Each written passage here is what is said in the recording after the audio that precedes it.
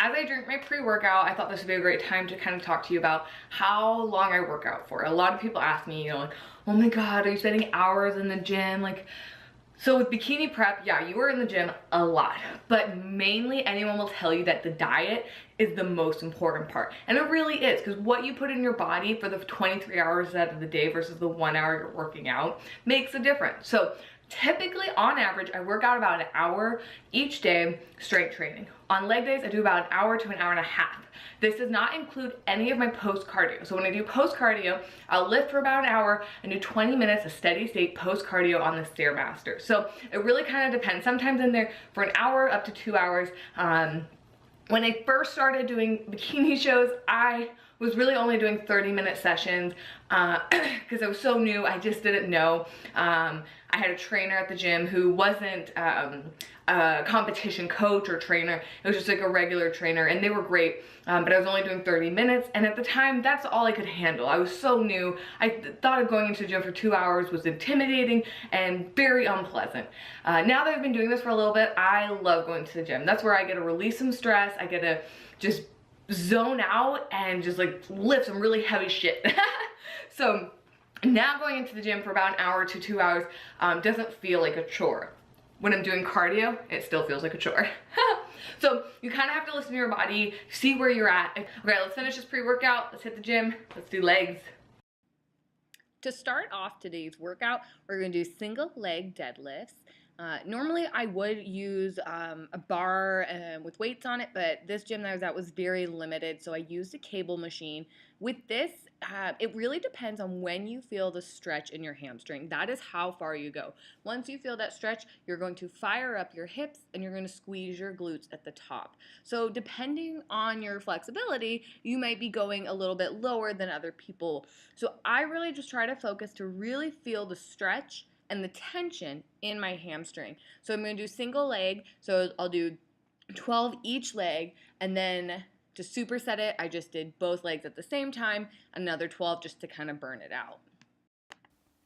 Next, we are going to do single leg step-ups. With this, the leg that is up on the bench or the box, or whatever you're using, that is going to be the working leg. So the other leg should not be pushing yourself up. You should be using your up leg to be driving forward. And again, at the top, you're going to squeeze your glutes. I would suggest if you're first trying this to not use weights, just use your body weight. Make sure you're doing the movement correctly before you add in weights. Also, I would suggest use a box.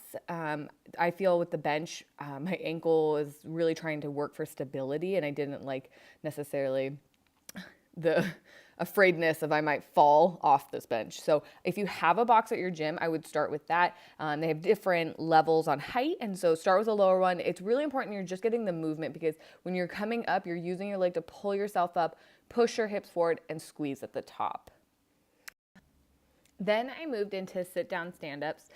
So I do a lot of single leg workouts. I find it's great when you're trying to break a plateau. Also, it keeps your body balance. We naturally have a stronger side. So normally it's your dominant side. I'm a left-handed, or I'm a lefty. So my left side is much stronger than my right side. And I also have my left leg is actually a centimeter longer than my right leg. So I try to do a lot of one-legged exercises. So that way I'm really making sure that my body composition stays relatively balanced. So with a single leg sit down stand up, you're going to only use the leg again that's on the ground to push yourself forward and squeeze at the top. If you think this is easy, then put some weight in your hands. Make it hard. I did 12 each leg for 3 rounds. Then in between, I superset it with walking lunges. Lunges are great for building your butt. It works all 3 aspects of your glutes. And y'all know I'm trying to build a butt for my next show, so I do a lot of lunges. I also did, I put a 25-pound weight in my hands just to give it a little bit harder of a workout. If, again, you're new to it, you can just do simple walking lunges, and as it gets too easy, then add some weight, make it challenging. So this exercise I saw on Instagram, and this is great. So it's like a sit down, stand up squat, but you never actually stand up at the top. You're holding the tension in that low squat and coming down. Sorry, that mat totally sucked. It kept slipping and I was scared I was gonna fall forward. So I only did 10 each side, but having the tension of not standing up, your glutes will be on fire. Then we moved into a Bulgarian split lunge. With this, a few things to keep in mind. You want to keep your chest up and your core tight. Also, you don't want your knee to go past your toe when you're coming down. So if that's happening, then just take a step forward with your foot. That way you have a little bit better range of motion. Then I did an elevated bridge for my glutes. So again, at the top I'm squeezing. I did put that 25 pounds on my pelvic bone just to get a little bit of resistance. At the top, you really want to squeeze your glutes. That is where you'll feel the burn. And then finally, I did lying leg curls. So normally I go really heavy on this, but because they didn't have the machine, I just put a dumbbell between my feet. And I actually think it makes it harder. So if you look at where that black arrow is, it really is going to keep the tension in your hamstrings. You're never actually fully releasing. So I go almost to the bottom and then I fire back up, squeezing my hamstrings, and that's going to keep it nice and tight. Okay, finished up my workout. That was a good workout. I am looking real pretty. People who go to the gym and they look like really good all the time. I'm like, damn, like how do you do that? Like I can't breathe. I'm sweating like a pig, but it was such an awesome workout. So comment below and let me know if you try this out.